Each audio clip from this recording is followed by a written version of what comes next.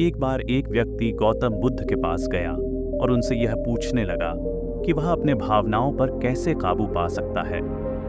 वह व्यक्ति बहुत गुस्सा और हताश था और अपने भावनाओं को बेहतर तरीके से संभालने का तरीका ढूंढ रहा था। बुद्ध मुस्कुराए और उसे बैठने को कहा। उन्होंने कहा, मैं तुम्हें एक कहानी सुनाऊंगा।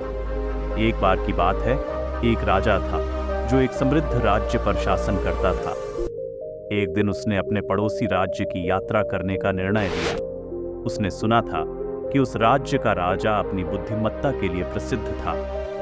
जब राजा वहां पहुंचा तो उसका बड़े सम्मान के साथ स्वागत किया गया। पड़ोसी राज्य के राजा ने उसके सम्मान में एक भव्य भोज की व्यवस्था की थी। भोज के दौरान राजा ने अपनी सूप में एक मक्खी देखी। उसे बहुत घिन आई और उसने अपने सेवक से दूसरी कटोरी सूप लाने के लिए कहा।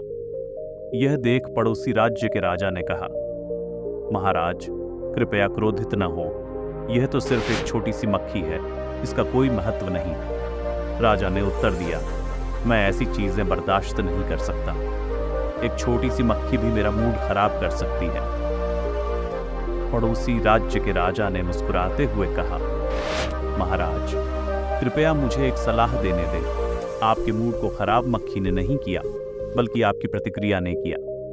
आपके पास अपने भावनाओं को नियंत्रित करने की शक्ति है, उन्हें अपने ऊपर हावी न होने दें। राजा को इन शब्दों में गहरी बुद्धि नजर आई और वह अपने राज्य लौट आया। उस दिन से उसने ऐसी परिस्थितियों में प्रतिक्रिया न करने की कला का अभ्यास शुरू किया, जो पहले उसके भावनाओं को उकसाती थी। उसने पाया कि वह कठिन परिस्थितियों में भी अपनी शांति बनाए रखने में सक्षम हो रहा है और बेहतर निर्णय ले पा रहा है। यह कहानी उस व्यक्ति को सोचने पर मजबूर कर गई। उसने बुद्ध से कहा, मैं समझता हूं कि अपनी भावनाओं पर नियंत्रण रखना महत्वपूर्ण है, लेकिन मुझे यह कैसे करना है? बुद्ध ने मुस्कुराते हुए उत्तर दिया, तुम्हें सबसे पहले यह समझना होगा कि गुस्सा, निराशा और चिंता जैसे भावनाएं हमारे मन की उपज हैं। इन पर नियंत्रण पाने के लिए मन को शांत और स्थिर करना जरूरी है। ध्यान और साक्षी भाव का अभ्यास करो। जब कोई नकारात्मक भावना आए, उसे बिना प्रतिक्रिया दिए बस देखने का अभ्यास करो। धीरे धीरे तुम पाओगे कि ये भावनाएं अपना असर खो देती हैं। इस प्रकार वह व्यक्ति बुद्ध की शिक्षा को अपनाकर अपने जीवन में शांति और संतुलन लाने का प्रयास करने लगा। एक और स्थान पर माइकल नाम का एक युवा व्यक्ति रहता था। वह बहुत भावुक था और अक्सर अपनी भावनाओं के वश में होकर जल्दबाजी में प्रतिक्रिया दे देता था। गुस्से में आकर वह कड़वी बातें कह देता, जिससे झगड़े और रिश्तों में खटास पैदा होती थी। एक दिन माइकल ने सोचा कि अब उसे अपनी भावनाओं पर नियंत्रण पाना होगा। उसे यह एहसास हो गया था कि उसकी जल्दबाजी में दी गई प्रतिक्रियाएं उससे अधिक नुकसान कर रही थीं। उसने ध्यान और मनन का अभ्यास शुरू किया, जिससे उससे अपने विचारों और भावनाओं के प्रति अधिक जागरूकता प्राप्त होने लगी। उसने प्रतिक्रिया न करने की कला को भी अपनाया। जब भी वह किसी ऐसी स्थिति में होता जो उसकी भावनाओं को उकसाती, वह एक कदम पीछे हट जाता और कुछ गहरी सांसें लेता। इसके बाद वह शांति से स्थिति का मूल्यांकन करता और सोच समझकर उत्तर देता। शुरुआत में माइकल के लिए अपनी भावनाओं पर नियंत्रण पाना मुश्किल था।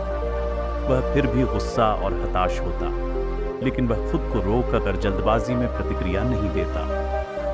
जैसे जैसे वह अभ्यास करता गया, उसे अपनी भावनाओं पर नियंत्रण पाना आसान लगने लगा। उसने पाया कि उसके रिश्ते भी बेहतर हो गए थे। वह अब किसी से बहस या झगड़ा नहीं करता था और शांत और समझदारी से संवाद करता था, जिससे उसके रिश्ते मजबूत हुए। एक दिन माइकल के एक दोस्त ने उससे सलाह मांगी। उसका दोस्त एक कठिन समय से गुजर रहा था और बहुत परेशान था। माइकल ने उसके समस्याओं को ध्यान से सुना और उसे सांत्वना और समर्थन के शब्द दिए। उसका दोस्त उसके इस व्यवहार से प्रभावित हुआ और बोला, तुम हमेशा जानते हो कि कब क्या कहना चाहिए। तुम कभी क्रोधित या परेशान नहीं होते। माइकल मुस्कुराया और उत्तर दिया, ऐसा नहीं है कि मुझे कभी गुस्सा या दुख नहीं होता। बस मैंने यह सीख लिया है कि अपनी भावनाओं को नियंत्रित कैसे करना है और उन्हें अपने ऊपर हावी नहीं होने देना। यह एक शक्तिशाली उपकरण है जिसने मेरे रिश्तों और मेरे संपूर्ण कल्याण में सुधार किया है। इस प्रकार माइकल के धैर्य और शांत स्वभाव ने उसे लोगों के बीच सम्मानित बना दिया। उसने कठिन परिस्थितियों का सामना आसानी से किया और उसकी मजबूती और सहनशीलता के लिए लोग उसकी प्रशंसा करने लगे। माइकल ने पाया कि प्रतिक्रिया न करना उसे आंतरिक शांति और खुशी दे रहा है। राजा और माइकल की कहानी हमें सिखाती है कि हमारे पास अपनी भावनाओं को नियंत्रित करने की शक्ति है। हम यह नियंत्रित नहीं कर सकते कि हमारे साथ क्या होता है, लेकिन हम यह नियंत्रित कर सकते हैं कि हम उस पर कैसे प्रतिक्रिया दें।